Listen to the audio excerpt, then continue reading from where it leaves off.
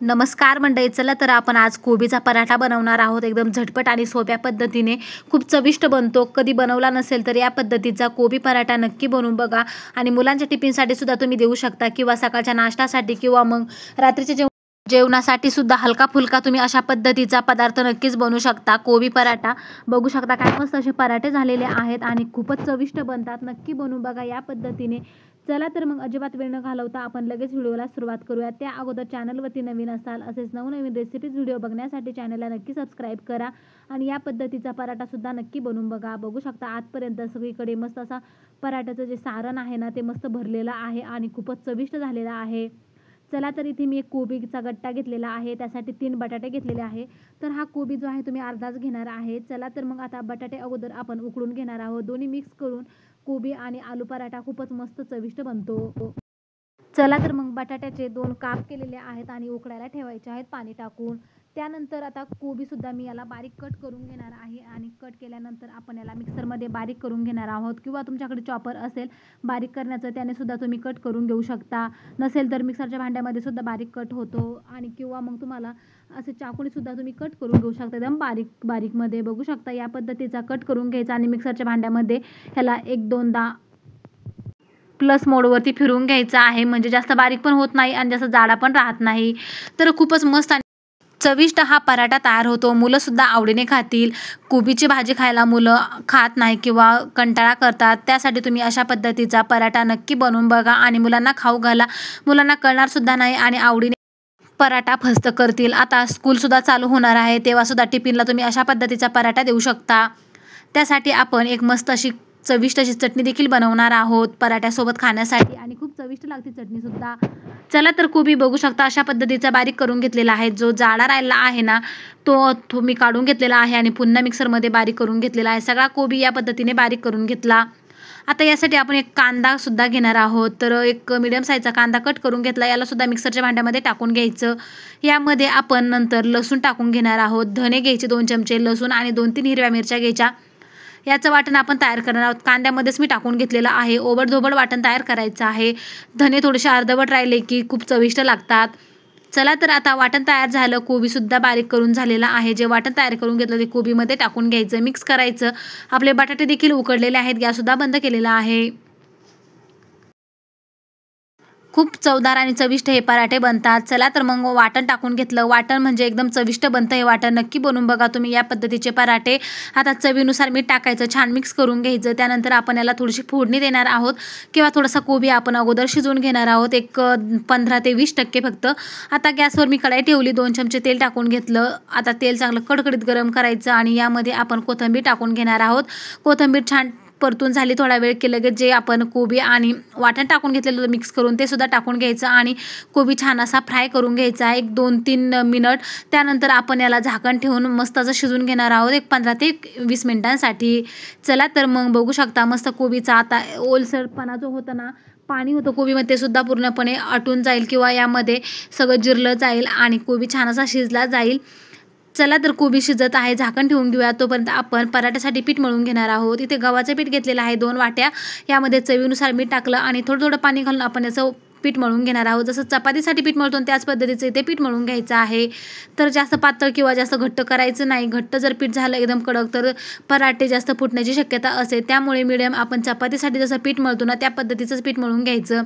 चला तर पीठ इथे मळून झालेलं आहे. आता याला थोडंसं मऊ करून घ्यायचं. थोडंसं तेल टाकून मऊ करू शकता किंवा मग पाण्यामध्ये हात बुडवून त्याने सुद्धा पीठ छान असं मऊ होतं. चला तर थोडंसं तेलच टाकून घेतलेलं आहे. या तेलामध्ये छान पीठ मिक्स करून घ्यायचं आणि मस्त हे पीठ एकदम मऊ होतं आणि पराठेसुद्धा एकदम मस्त मऊ लुसलुशीत तयार होतात. चला तर पीठ मळून झालेलं आहे. आता आपला कोबीसुद्धा शिजला आहे, बऱ्यापैकी मस्त परतून निघालेला आहे आणि बटाटेसुद्धा उकडलेले आहेत. आपण बटाटे सोलून घेऊयात आणि ते बटाटेसुद्धा कोबीमध्ये छान मिक्स करून घ्यायचे. पिठाला थोडा वेळ अशा पद्धतीनं थोडंसं ठेचून घ्यायचं, म्हणजे पीठ एकदम मस्त एकदम सॉफ्ट तयार होतं. पीठ आता मस्त मळून झालेलं आहे. आता याला असं झाकून ठेवायचं आहे पुढची तयारी होईपर्यंत. जास्त वेळसुद्धा ठेवू शकता किंवा नाही ठेवलं तरी देखील चालणार आहे.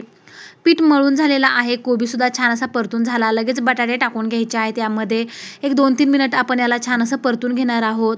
आता यामध्ये थोडेसे मसालेसुद्धा टाकूयात. घरगुती मसाला टाकलेला आहे 1 चमचा. थोडीशी हळद टाकून घेतली आणि 1 चमचा कांदा लसूण मसाला टाकला आहे। चला तर मग आता एवढेच मसाले टाकले, आता थोडीशी आमचूर पावडरसुद्धा टाकून घ्यायची आहे। एक अर्धा चमचाभर आमचूर पावडर टाकायची, नसेल तर गरम मसाला टाकला तरी देखील चालणार आहे, किंवा मग तुम्ही यामध्ये थोडासा लिंबाचा रस देखील टाकू शकता। चला तर बटाटे अशा पद्धतीने फोडून टाकायचे, म्हणजे कोबीमध्ये लवकर मिक्स होतील। बघू शकता मस्त एकदम असे पराठे तयार होतील।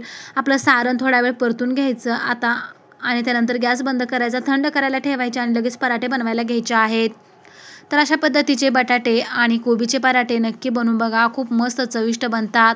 अगदी कमी वेळेमध्ये सोप्या पद्धतीने बनवलेले आहेत। जर तुम्हाला सकाळी घाईगडबडीमध्ये या पद्धतीचे पराठे जर बनवायचे, बटाटे आदल्या दिवशीच उकडून ठेवायचे, म्हणजे लवकर सोयीस्कर होतं आणि लवकर देखील पराठे तयार होतात। चला तर आता पीठ मळून घेतलेलं होतं ना, त्याला आपण एक चपातीच्या आकाराचा उंडा घेऊया। त्याला थोडंसं मळून घ्यायचं पोळपाटावरती, आणि मस्त आपण पुरणपोळीसारखा जसा उंडा बनवतो ना, जशी वाटी किंवा पारी बनवतो त्या पद्धतीची पारी बनवून घ्यायची आहे। आणि पारी एकदम खोलगट बनवायची, म्हणजे मिश्रण एकदम तंतोतंत भरायचं आहे। आणि जास्त मिश्रण भरलं की पराठेसुद्धा चवदार चविष्ट बनले जातात। तर बघू शकता एकदम खोलगट अशी वाटी तयार करून घेतलेली आहे। आता जे पराठ्याचं मिश्रण होतं ते टाकून घ्यायचं, मस्त बंद करून घ्यायचं। जसं पुरणपोळीसारखं करतो ते सेम त्याच पद्धतीने आपल्याला हे करून घ्यायचं आहे। थोडंसं कोरडं पीठ वरून टाकायचं, म्हणजे बटाट्याचं किंवा कोबीचं मिश्रण हाताला चिटकणार नाही। ह्या हाताने, अंगठ्याच्या हाताने, म्हणजे अंगठ्याने आपलं अशा पद्धतीचं पीठ खालून दाबायचं आहे, तर वरच्या हाताने चंबू बांधून घ्यायचा आहे। तर बघू शकता अशा पद्धतीचा आपल्याला हा पराठ्याचा चुंबा बनवून घ्यायचा, आणि नंतर पराठा लाटून घ्यायचा आहे। एक्स्ट्राचा भाग जर असेल तर त्याला काढून घ्यायचं, आणि नंतर त्याला दाबून घ्यायचं, आणि मस्त पिठामध्ये घोळून पराठा अलगद हाताने लाटून घ्यायचा आहे। तर खूप मस्त आणि चविष्ट हे पराठे बनले जातात। नक्की बनवून बघा, कसे होतात ते सुद्धा मला कमेंट्समध्ये सांगा। चला तर मग आता इथे मी मस्त पराठा अलगद हाताने लाटून घेणार आहे। अजिबात जोर द्यायचा नाही, हे पराठे अजिबात फुटत नाही, खूप मस्त तयार होतात। चला तर मग आलटून पलटून दोन्ही साईडने मस्त याला लाटून घेते। जास्त जाडे ठेवायचे नाही किंवा पातळसुद्धा लाटायचे नाही, मीडियम हे पराठे लाटून घ्यायचे आहेत अलगद हाताने। तर पराठे इथे मस्त आता तयार झालेले आहेत। तर यासोबत चटणीसुद्धा बनवणार आहे, ती चटणीसुद्धा खूप चविष्ट बनते, शेंगदाणा आणि लसणाची चटणी बनवणार आहे। चला तर मग आता पराठा तर लाटून झाला, आता गॅसवर तवा ठेवून घेतला, थोडंसं तेल शिंपडून बघायचं तापलेला आहे, गॅस कमी करायचा आणि पराठा टाकून घ्यायचा, आणि पराठा मस्त खरपूस रंगावरती दोन्ही साईडने भाजून घ्यायचा। सुरुवातीला तुम्ही गॅस कमी ठेवू शकता, नंतर भाजत आला की नंतर मग गॅस हा वाढवायचा आहे। चला तर पलटून टाकला, आणि दोन्ही साईडने याला तुपात किंवा बटरमध्ये सुद्धा भाजू शकता, किंवा तेलाने सुद्धा भाजला तरीसुद्धा मस्त लागतो।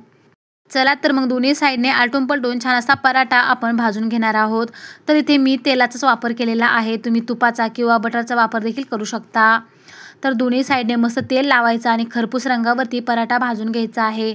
आता पराठा एकदम भाजत आला की मगच गॅस फुल करायचा, सुरुवातीला गॅस हा कमीच ठेवायचा आहे, म्हणजे पराठा एकदम मस्त तयार होतो आणि सगळीकडे व्यवस्थित असा भाजला जातो।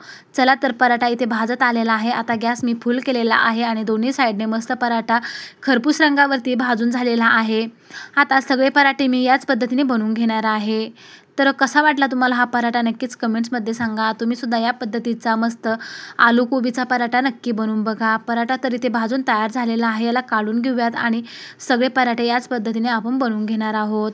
उलटण्याने थोडा वेळ अशा पद्धतीने थोडंसं चेपून घ्यायचं तव्यावरतीच पराठ्याला, म्हणजे एकदम असा मस्त भाजला जातो आणि खरपूस देखील होतो। तर बघू शकता काय मस्त रंग आलेला आहे, पराठा इथे भाजलेला आहे, याला काढून घेते। दुसरा सुद्धा पराठा इथे मी लाटून घेतलेला आहे, त्याला सुद्धा अशाच पद्धतीने भाजून घेऊयात, आणि पराठे इथे मस्त तयार झालेले आहेत। तर पराठा इथे भाजून झाला, आता चटणी बनवायला घेऊयात। याला सुद्धा मी तेल लावून घेतलं आणि दोन्ही साईडने मस्त असा पराठा भाजून घेतलेला आहे। तुम्ही इथे तूप किंवा बटर लावू शकता। चला तर मस्त पराठा इथे भाजून झालेला आहे, खूपच चवदार आणि चविष्ट हा पराठा बनलेला आहे। आता पराठे तर बनवून झालेले आहेत, आता चटणी बनवायला घेऊयात। इथे थोडी हरभऱ्याची डाळ, शेंगदाणे, लसूण आणि लाल वाळलेल्या मिरच्या घेतलेल्या आहे। आता याला आपण तव्यावरती भाजून घेऊयात। भाजून झालेला आहे, तेल टाकून भाजलेला आहे। त्यानंतर बघू शकता मिक्सरमध्ये मस्त पाणी घालून बारीक वाटण तयार केलं या पद्धतीचं।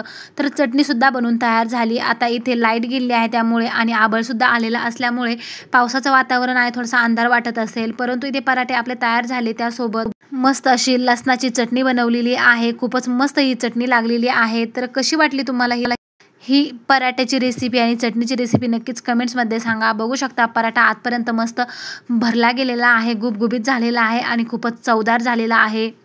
तर अशा पद्धतीचा पराठा नक्की बनवून बघा. कशी वाटली रेसिपी कमेंटमध्ये सांगा. आवडल्यास लाईक करा, इतरांसोबत सुद्धा ही रेसिपी शेअर करा आणि या पद्धतीचा आलू कोबीचा पराठा नक्की बनवून बघा. त्यासोबत मस्त अशी खमंग चटणीसुद्धा बनवून बघा. चला तर भेटूया अशाच नवीन रेसिपीसोबत.